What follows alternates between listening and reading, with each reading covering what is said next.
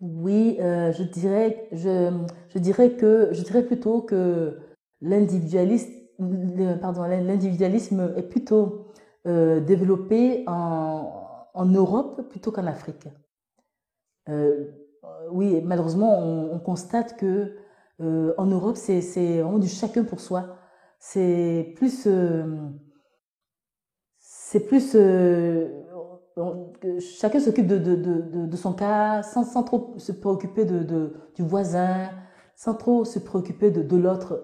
Tandis qu'en Afrique, on voit qu'il y a plus de côté, c'est plus ouvert, c'est plus social, c'est plus convivial, c'est plus accueillant, c'est plus chaleureux. Et vraiment, là, je trouve qu'il n'y a pas photo, quoi. Oui, je pense que oui, mais sous certaines conditions.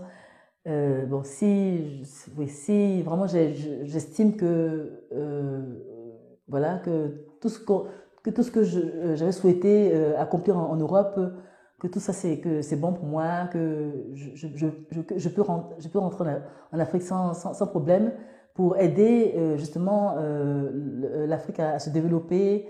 Et je pense que pour moi, ça pourrait être aussi un élément épanouissant que de retourner en Afrique. Le fait même d'avoir eu ce parcours-là en Europe, ça m'a permis voilà, de prendre ce recul-là, pour réaliser justement la beauté de l'Afrique, la beauté, la richesse infinie de tout ce qui est en Afrique. Et malheureusement, nos frères et sœurs, nos parents qui vivent en Afrique, tellement ils ont rêvé, tellement ils rêvent de s'expatrier, d'aller vivre en Europe ou en Occident, euh, tellement pour eux c'est un rêve que malheureusement ils ont comme les yeux fermés sur la richesse qu'ils ont là, j'allais même dire sous la main, sous les yeux. Et, malheureusement, ils ne voient pas cette richesse-là, cette grandeur-là, cette beauté-là qu'ils ont, toutes ces possibilités-là à exploiter, ils ne voient pas ça. Et c'est dommage. Ils perdent du temps, ils perdent de l'énergie à rêver, à poursuivre des fois des rêves, peut-être des fois, voilà, qui sont un peu comme qui peuvent être comme une utopie quoi, pour eux.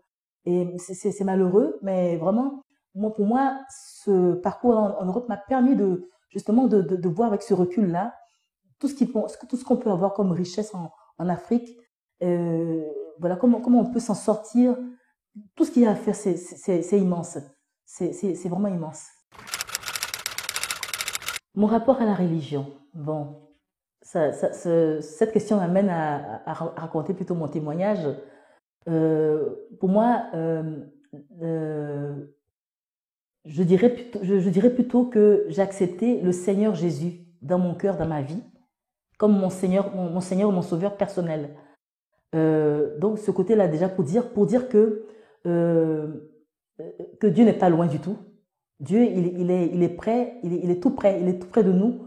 Et tout ce qu'il attend, tout ce qu'il demande, c'est qu'on croit au fait que son fils Jésus a donné sa vie, il a quitté son ciel de gloire là, pour se mettre à notre place.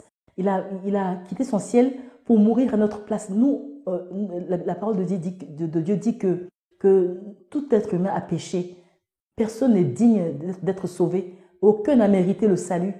Mais donc, du coup, il y avait un châtiment qui était au-dessus de notre tête. Et on était tous voués à subir ce châtiment-là et à finir terriblement dans le gouffre de l'enfer. Mais lui, comme il nous aime tellement, eh bien, il a donné son Fils unique, Jésus, pour que lui, il vienne prendre le châtiment que nous, on méritait. Il a pris ça sur lui et il est mort à la croix à notre place. Et c'est grâce à ce sacrifice-là que nous sommes sauvés, que nous on a la paix aujourd'hui. Si on respire tranquille, si on marche tranquille, si on a la joie, si moi je peux peindre en joie, ben, c'est parce que Jésus il a donné un jour sa vie pour moi. Et là, je suis en paix.